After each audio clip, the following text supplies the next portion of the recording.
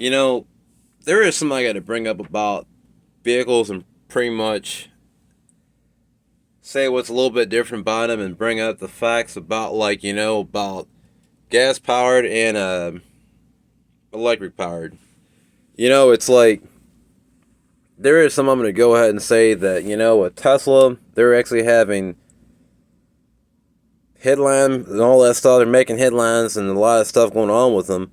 But the thing about them, I feel like these electric cars, it's like how they're going to cool down. And it's like these old standard engines. Here's the other part about that you gotta look at. Is it worth using current off your own house? No. Is it worth almost probably frying out a battery? No. And here's the other thing about that. It's like sometimes some people forget to watch out for their batteries and how much you're charging their phone. And it's just, don't get me wrong about it. Who has not overcharged their phone? This is a big problem there because half the time you can end up frying your phone out, fry out your battery. You can set your phone out there inside the sun, and next thing you know, that battery just fries out. And next thing you know, you try and cool your phone down. But then yet, if you still have a waterproof phone, don't get me wrong about this. These waterproof phones, even if they get water or something wrong with them or anything, they're just going to end up being done for. And that's that. But the thing about it, whenever a lot of you guys are probably thinking about, hey, I want to buy an electric car. The thing about these electric cars you got to understand is that, last year, probably a year before, probably around the time they had the corona outbreak or whatever you could say, it was a little bit cheaper. But ever since a lot of stuff's been going on with the economy, it's been really hard to even say what's going to really go on with electrics and all this stuff and things. It's like, here's the other thing about it that I really got to bring up that, with these gas powered engines and all that, it's like a lot of people move out of California because their emission standards are so strict. New York probably has the most restrictive emission standards. But the other part about this as well that I'm really bringing up about electric and gas is that, it's so hard to get a really good amount of miles per gallon. It's like if you're going to end up going to the gas station, that'd probably be a little more efficient. But the thing about it, whenever you have to go and charge up a battery, here's the other part of it. It's just they have to stop and go. Then it's like every time they stop, they're a little more efficient. But the thing about them is just as soon as you got to end up replacing components, you got to replace a lot more. Think your old standard gas or diesel, them right there, you don't have to replace as much stuff up on them at once. But here's the other problem with it. As soon as you go ahead and you work on one thing to another thing on some suspension components, here's the downfall of it. You're probably going to have to end up probably spending your whole time getting the whole thing done. Whether or not it's like, okay, it's a ball joint, control arm, steering stabilizer, steering column, all that stuff there. It has a big roll up on the vehicle. But the thing about electric vehicles is just, here's the bad part about it. There's a lot more components that you like. They're probably manual related. And it's just the whole problem of it that I really can't even stand. Is that, ever people looked at around these old vehicles at the fact that, he didn't break down. He didn't give a lot of problems. Not unless you probably didn't put the right stuff up in them. And you probably didn't know what the heck you were doing. And next thing you know, you fry out your batteries, which is true. You got to watch out whenever you're putting a big old battery up on a vehicle, because sometimes you want to end up running a marine battery. But the thing about a marine battery is that they're deep cycle. And the thing about that, do not get me wrong about these marine batteries. And looking at the cold weather too, that sometimes whenever it's so cold outside, it is so hard to crank up a vehicle. And then when you look at electric cars, they are so hard to probably start up because here's the thing about cold weather. It has a big effect on the batteries. And then it's like, you can look at this TV here.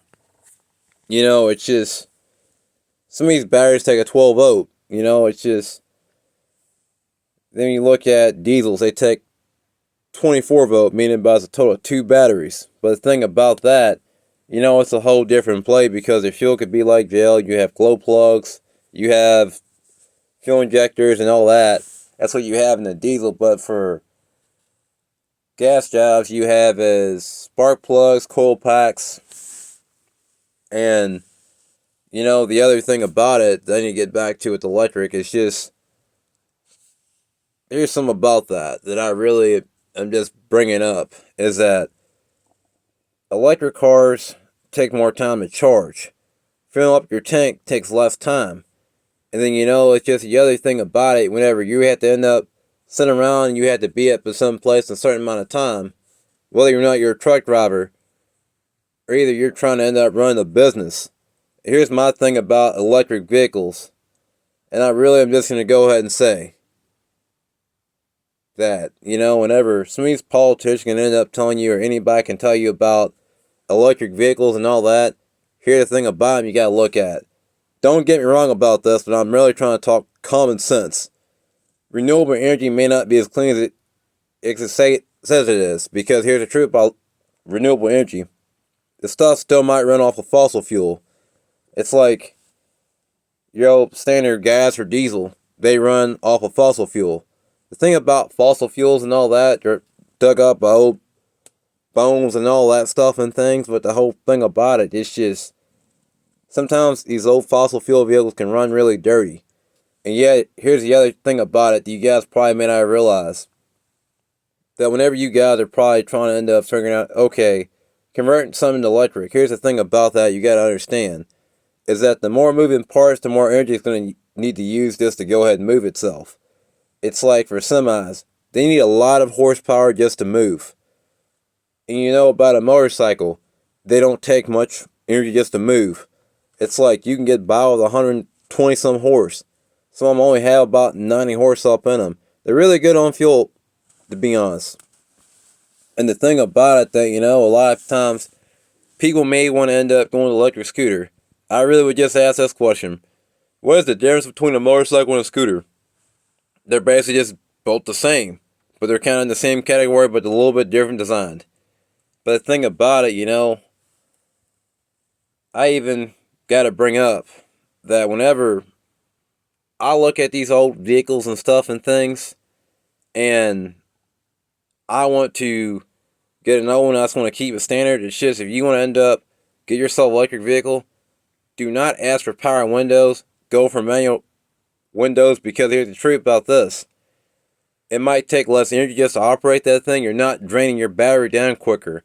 Because the more of these gadgets and stuff you put up on a vehicle and all that, it's like charge your phone, power windows, and no heat and AC is something you might have to end up having just to put on your vehicle. Like, okay, you need to have, like, you could say defrost for your vehicle. That's something you gotta have. But the other part of it, you gotta think about this one. You know, I wouldn't need AC, I wouldn't need heat, but I'd rather have defrost and all. That's about it. But the other point of it I'm really bringing up is that if you're really concerned about, like, making smart investments, do not buy a lot of electric garbage. That, for one, is just a bunch of weird wires or anything, and you don't know what these things go to. But the thing about it is just, there are some kind of tests you gotta do yourself. And I don't know what kind of vehicle it is or anything, but I probably should have another video probably coming pretty soon. So like, comment, and subscribe if you guys are new. Stay tuned. There'll probably be another video pretty soon. Alrighty, peace.